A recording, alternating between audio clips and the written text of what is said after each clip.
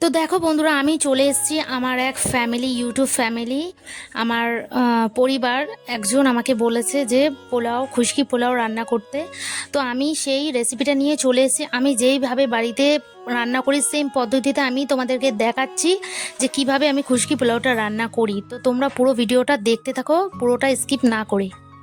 আর বন্ধুরা, তোমরা পুরো ভিডিওটা দেখতে থাকো। এত সহজ পদ্ধতিতে আর এত কম সময়ের মধ্যে এই রান্নাটা হয়ে যায়। ফার্স্টে আমি বাসমতি চাল নিয়ে নিয়েছি 500 গ্রাম, সেটাকে আমি আধা ঘন্টার জন্য ভিজিয়ে রেখেছিলাম। আর জলের মধ্যে তেজপাতা, লবণ, গোটা গরম মশলা দিয়ে আমি জলটাকে ফুটিয়ে নিয়েছিলাম। জল ফুটে গেছে, আমি এখন চালটাকে ঢেলে দিলাম। ভাত হওয়া পর্যন্ত আমি অপেক্ষা করব। তো দেখতে থাকো। আমি খুশকি পোলাওটা এইভাবেই রান্না করি। আমার কিন্তু বেশ সহজ মনে হয় আর খুব তাড়াতাড়ি, খুব সহজে রান্না হয়ে যায়। আর খেতেও কিন্তু ভীষণ দারুণ হয়। তো দেখো, আমি স্বাদ মতো লবণ এখানে দিয়ে দিচ্ছি। যেহেতু এটা খুশকি পোলাও, একটু নোনতা নোনতা হবে খেতে। আর বেশি কিছু লাগবে না, এর মধ্যে লাগবে কাজু কিশমিশ, একটু দুধ লাগবে, একটু ফুড কালার লাগবে, যে জাফরানটা আমরা কালার হিসেবে ব্যবহার করি বিরিয়ানিতে, ওই কালার। আর লাগবে ঘি। খুবই সহজে, খুব তাড়াতাড়ি এই রান্নাটা হয়ে যায়। বন্ধুরা, তোমরা বাড়িতে প্লিজ একবার হলেও ট্রাই করো। যে আমাকে মেসেজ করেছে তাকে অনেক অনেক অনেক ধন্যবাদ। তো প্লিজ এরকম তোমরা সবাই কমেন্ট করো, মেসেজ করো, ভালো লাগলে বন্ধুদের সঙ্গে শেয়ার করো। এখানে দেখো ভাতটা কিন্তু ফুটে গেছে। আর এখানে কিন্তু ভাতটা আমি 90% মতো করব, কারণ দুধ দিয়ে আর একটু দমে রাখবো। তো 10% ওখানে হয়ে যাবে, তো সেই জন্য বেশি ভাতটাকে আমরা গলাবো না। আর এই পোলাওটা কিন্তু একেবারে ঝরঝরে হবে, কোনো গায়ে গায়ে লেগে থাকবে না, পুরো একেবারে ঝরঝরে ভাত হবে। তোমরা পুরো ভিডিওটা দেখতে থাকো।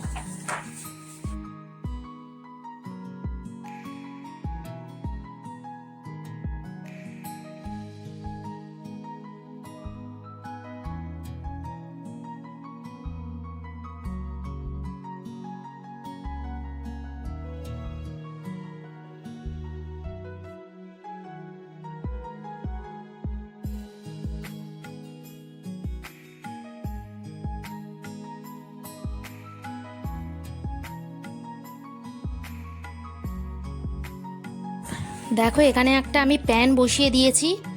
ভাতটা হয়ে গেছে, ভাতটাকে কিন্তু আমি নামিয়ে নেব। আর এখানে একটু দিয়ে দেবো ঘি, আর কাজু কিশমিশটাকে হালকা করে গোল্ডেন ফ্রাই করে নেব।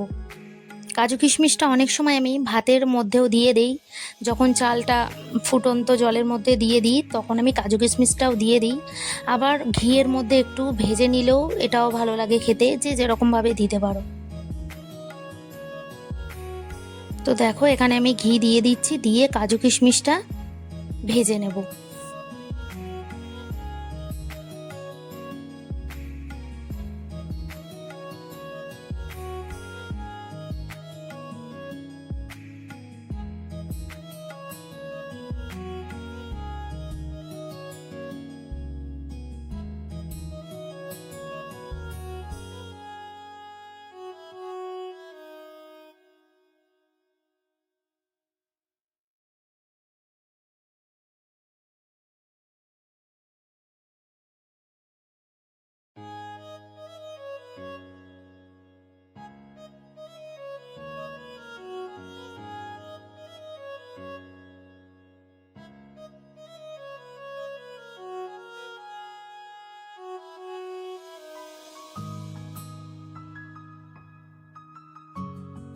গ্যাসটাকে আমি স্লো করে রেখে দিয়েছি, পুড়ে গেলে হবে না, একদম গোল্ডেন ফ্রাই করতে হবে এটাকে।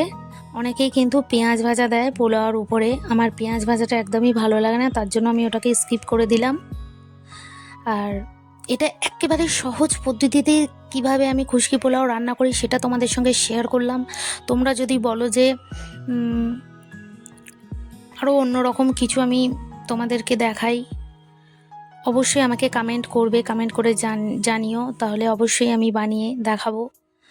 আর এক রকম পোলাও আমি বানাই, যেটাকে পেঁয়াজ ভেজে নিয়ে ঘিয়ের মধ্যে ওর মধ্যে গোটা গরম মশলা তেজপাতা সব দিয়ে দিই, কাজু কিশমিশ দেওয়ার পরে চালটাকে ঢেলে দিয়ে চালটাকে সুন্দর করে কষিয়ে নিয়ে তার উপরে দুধ ঢেলে দিই। ওই পোলাওটা খেতেও কিন্তু বেশ ভালো লাগে, আর ওটাও আমি বানাই। আর এটা অতি সহজে, খুবই সহজে, একেবারে কোনো ঝামেলা ছাড়াই খুব তাড়াতাড়ি এই রান্নাটা হয়ে যায়। আমি কিন্তু মাঝে মাঝে এই রান্নাটা করে থাকি বাড়িতে, তো সেই জন্য আজকে তোমাদের সঙ্গে এটাই আমি শেয়ার করলাম।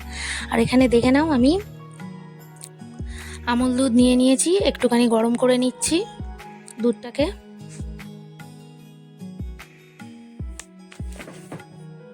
আর এখানে দেখো হাঁড়ির মধ্যে আমি ঘি দিয়ে দিচ্ছি, আর আমি দুধের মধ্যে কিন্তু একটু চিনিও দিয়ে দিয়েছিলাম, হালকা হালকা মিষ্টি মিষ্টি হবে, খেতে ভালো লাগবে তার জন্যই। আর এখানে আমি হাঁড়িতে ঘি দিয়ে ঘিটাকে গরম করে নিলাম, নিয়ে আমি পুরো ভাতটা ঢেলে দেব। আর যদি মনে হয় যে পরিমাণে বেশি আমরা পোলাওটা বেশি রান্না করি আর কি, তো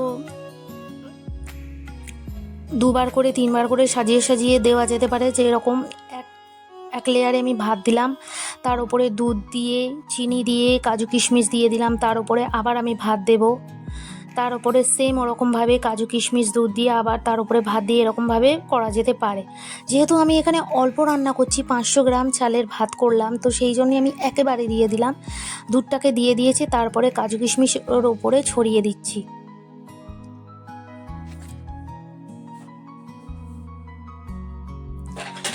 আর বন্ধুরা, এখন আমি হালকা দিয়ে দেবো একটুখানি কালার, তার উপরে দিয়ে দেবো ঘি। এখানে কিন্তু আর কিচ্ছু দেব না। অনেকেই গোলাপ জল ব্যবহার করে, তো আমি করলাম না, কারণ গোলাপ জলের গন্ধটা আমাদের পোলাওতে ভালো লাগে না, তো সেই জন্যই সামান্য একটু দেওয়া যেতেই পারে, কেউ যদি চাও দিতে পারো, আমি কিন্তু দিলাম না। তো দেখো, আমি এবারে ভাতটাকে দমে দিয়ে দেবো, হালকা করে সিমে গ্যাসটা দিয়ে দেবো, যাতে একটু দমটা হয়। তলায় যে দুধটা দিয়েছি, সেই দুধটা যতক্ষণ না শুকিয়ে যাবে, ভাতটাকে আমি চাপা দিয়ে দেবো, দিয়ে ভাতটাকে দমে দিয়ে দেবো। যখন দেখবো ভাতগুলো পুরো উপরের দিকে একেবারে খাড়া খাড়া হয়ে গেছে, ভাববো যে পারফেক্ট পোলাও একেবারে হয়ে গেছে। তো চলো এখন আমি ঢাকা দিয়ে দিই, দিয়ে একটু দমে দিয়ে দিই। দেখো বন্ধুরা, আমি একটু চাপা খুলে দেখে নিলাম, পুরো দমটা এত সুন্দরভাবে হয়েছে, চারিদিকে কিন্তু ভাব দেখতেই পাচ্ছ কিরকম। আবারও আমি ঢাকা দিয়ে দিচ্ছি, একটা ভারী কিছু আমি এর উপরে দিয়ে দিলাম।